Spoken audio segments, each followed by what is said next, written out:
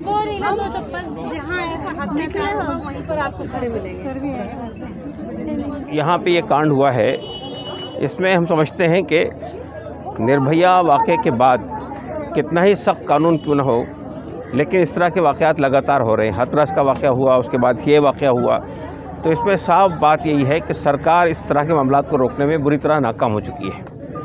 देखिए, यहाँ दिल्ली के अंदर बुनियादी तौर पे लॉ एंड ऑर्डर का इशू जो है वो केंद्रीय सरकार के हाथ में है, और जो कुछ भी यहाँ हो रहा है उसके लिए केंद्रीय सरकार राष्ट्र तौर पे जिम्मेदार है और केजरीवाल की सरकार भी जिम्मेदार है। इसलिए कि ज़ाहिर है कि बाकी जितने मामलात हैं उसके अंदर जो स्टेट का प्रशासन है उसके हाथ में बहुत सारी चीज़ें होती हैं। तो इस तरह के वाक़यात हो रहे हैं, छोटी छोटी बच्चियों के साथ बलात्कार हो रहा है। ये जो सूरत हाल है इसको कंट्रोल करने की अगर कोई कोशिश नहीं की गई तो हम समझते हैं कि इस तरह के वाक़यात और इस तरह के इंसिडेंट्स होते रहेंगे। और हम ये समझते हैं कि ये जो लोग भी इसके लिए रिस्पॉन्सिबल हैं उनके ख़िलाफ़ सख्त कार्रवाई होनी चाहिए, और इस पर जो है एक यानी ये जांच बिठाई जाए और जल्द से जल्द लोगों को यानी जो लोग इसमें इन्वॉल्व हैं उनके ख़िलाफ़ कार्रवाई होनी चाहिए। और कार्रवाई ज़ाहिर है कि इस पर ये तो पूरा वाक़या नोन है, इसके वीडियो फुटेज अवेलेबल है, जो लोग दोषी हैं वो सामने आ चुके हैं, और फास्ट ट्रैक कोर्ट के ज़रिए से इस मामले को जल्द से जल्द निपटा कर इनको सख्त सज़ा होनी चाहिए, फांसी की सज़ा देनी चाहिए। इसलिए कि छोटी बच्ची के साथ बलात्कार किया गया है। एक बलात्कार एक तो खुद एक बहुत बड़ा वो विषय है, और उसके साथ साथ छोटी छोटी बच्चियों के साथ ये बलात्कार किया जा रहा है। तो ये इशू जो है बहुत ज़्यादा संगीन इशू है, और इस पर बहुत जल्द कार्रवाई होनी चाहिए। अगर इस तरह कार्रवाई नहीं की जाए तो लोगों का एतमाद जो है हुकूमत पर से ख़त्म हो जाएगा। और ज़ाहिर है कि निर्भया कांड के मौके पर जिस तरह का यहाँ दिल्ली में वो लोगों का गुस्सा देखने को मिला था, फिर वही गुस्सा दोबारा खड़ा हो सकता है।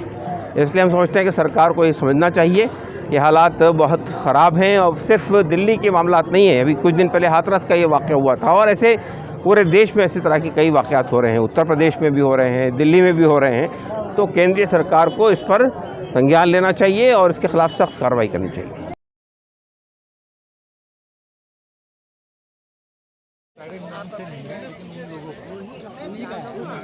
We visited this Old Nangan place where the rape has been happened.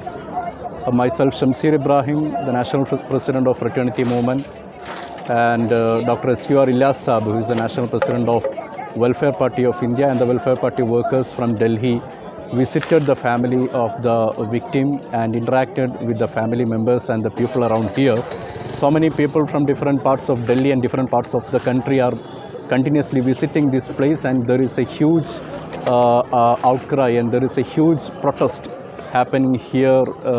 We can see the collective voice is that this should not be happened in this country at all. See, this is nothing but a clear-cut example of Hathras model caste violence happened in Delhi. You know, a 9-year-old Dalit girl is being raped very brutally by a priest and his 3 companions, and we demand that some separate mechanisms should be incorporated to make sure the immediate punishment of the culprits of this incident.